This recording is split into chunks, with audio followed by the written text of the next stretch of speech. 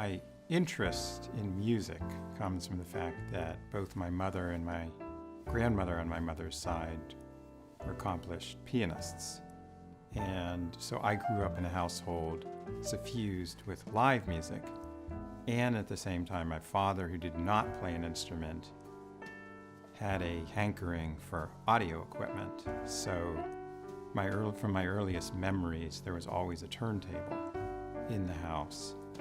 And as a child, I listened to a great deal of jazz music, including Jelly Roll Morton in third grade, and Louis Armstrong.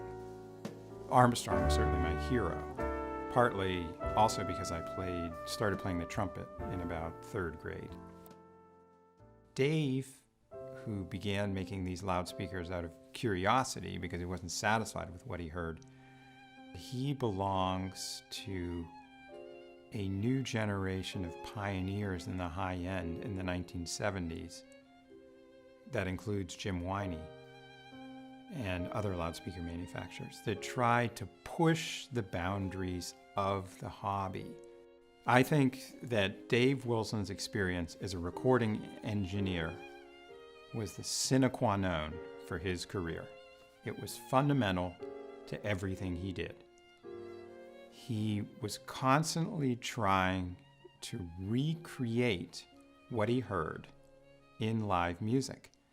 I had heard about the Wham, and my hope was that someday Dave Wilson would, in fact, plunge into the thorny thicket of trying to design a new Wham, which is always, for any designer, when they go back to their initial accomplishment, is going to be somewhat psychologically fraught.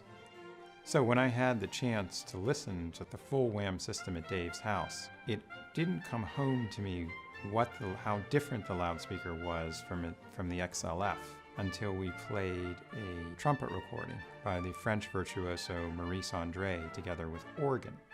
When you do play the trumpet, and I listen to a lot of trumpet recordings, you tend to fixate on those nuances and details. And that's what helped persuade me that there was indeed something unique about the Wham. I've always thought that the hobby has both a noble and a wacky side, and they coexist uneasily.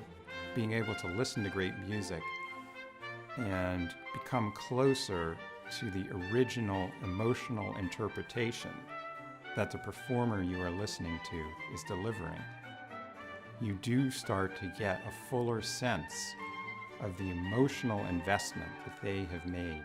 For me, that is what the high end is about.